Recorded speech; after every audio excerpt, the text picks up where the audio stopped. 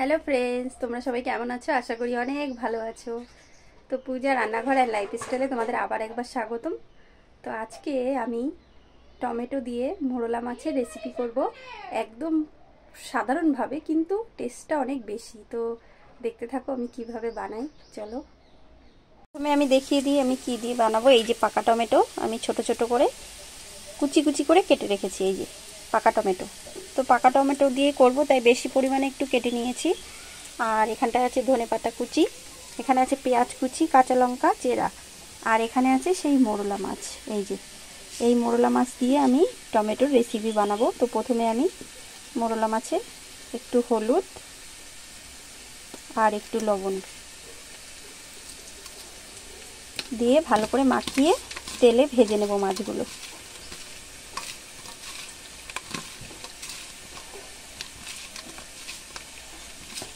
এই মাছটা কিন্তু অনেক টেস্টি খেতে, আর টমেটো এখন এই টাইমটা পাকা টমেটো দিয়ে খেতে খুব ভালো লাগবে। হালকা হালকা গরম গরম, ঠান্ডা কেটে গরম ভাব পড়ছে। তো চলো মাছগুলো ভেজে নিই। তো বন্ধুরা আমি কড়াই বসিয়ে নিয়েছি আর কড়াইতে তেল দিয়ে দিয়েছি। তেলটা কিন্তু আমার গরম হয়ে গেছে, ধোয়া উঠছে। তো এবার আমি মাছগুলো ভেজে নেব অল্প অল্প করে। এই যে এই মাছগুলো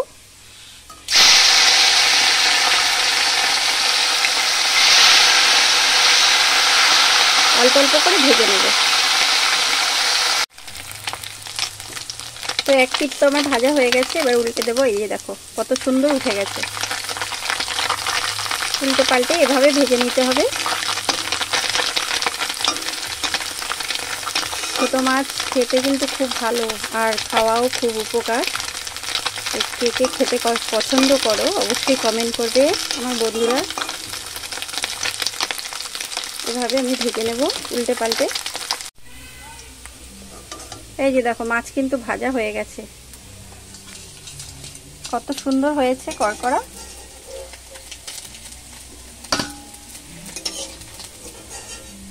একইভাবে আমি বাকি যে মাছগুলো আছে সেগুলোও আমি ভেজে নেব।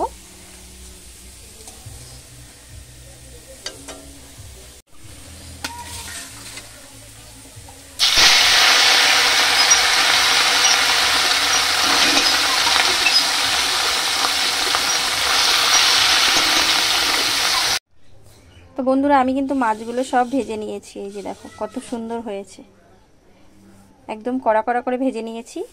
আর ওই মাছ ভাজা তেলে আর একটু তেল দিয়েছি আমি। এবার আমি সর্ষে ফোড়ন দেব আর একটা শুকনো লঙ্কা। এটা একটু ভাজা ভাজা করে নেব। যেই চটচট করে ফুটবে তখন মনে হবে যে সর্ষেগুলো আমার ভাজা ভাজা হয়ে গেছে।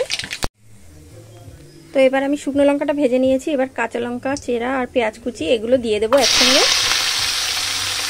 একটু ভেজে নেব।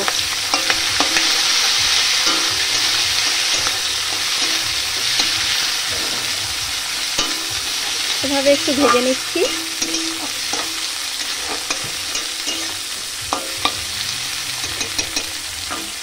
পেঁয়াজগুলো তো ভাজা ভাজা হয়ে গেছে।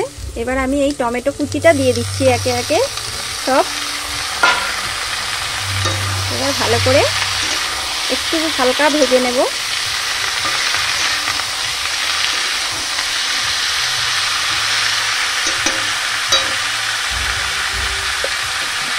এবার পরিমাণ মতো হলুদ দেব, হলুদ দিয়ে দিলাম পরিমাণ মতো, আর লবণ দিয়ে দিচ্ছি। টমেটো তো একটু টক হয়, তো সেই জন্য আমি একটু বুঝিয়ে দিলাম, একটু বেশিই দিলাম।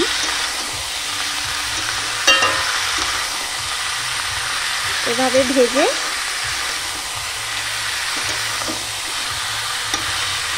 একটু ভেজে তারপরে জল দেবো। এবার তো একটু ভাজা ভাজা হয়ে গেছে আমার। এই যে দেখো এবার আমি জল দিয়ে দেবো পরিমাণ মতো, বেশি দেব না, একটু মাখো মাখো হবে বেশ। এইভাবে একটু জল দিয়ে আমি ঢাকা দিয়ে রাখবো, তাহলে সিদ্ধ হয়ে যাবে টমেটোটা। তারপরে আমি মাছগুলো দেব। এভাবে আমি 15 মিনিট ঢেকে রাখলাম।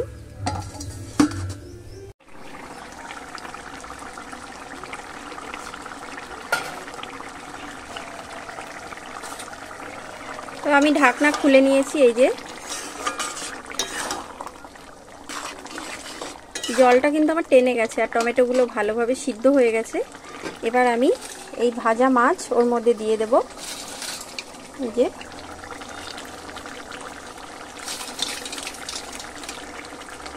অল্প করেই দিলাম।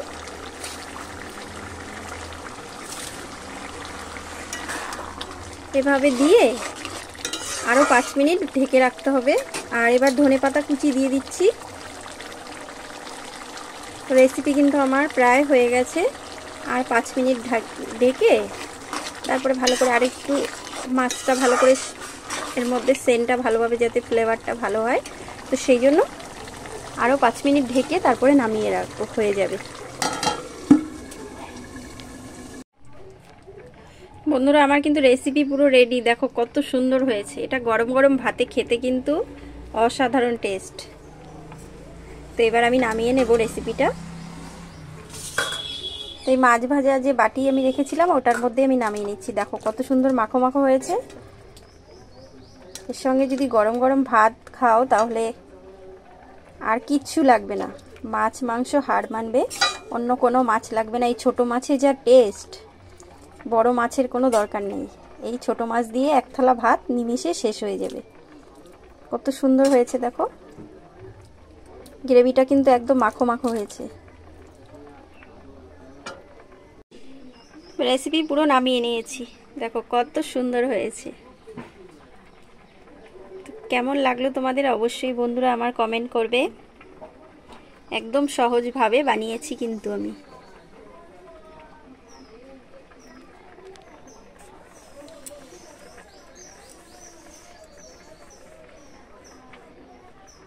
রেসিপি আমার পুরো রেডি। এভাবে একবার বাড়িতে ট্রাই করে খেয়ে দেখো, খুব ভালো লাগবে।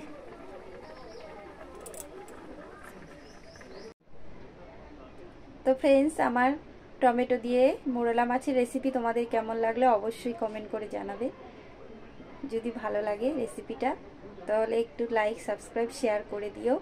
আর পরে আবার নতুন কিছু নিয়ে আমি আসবো। টাটা।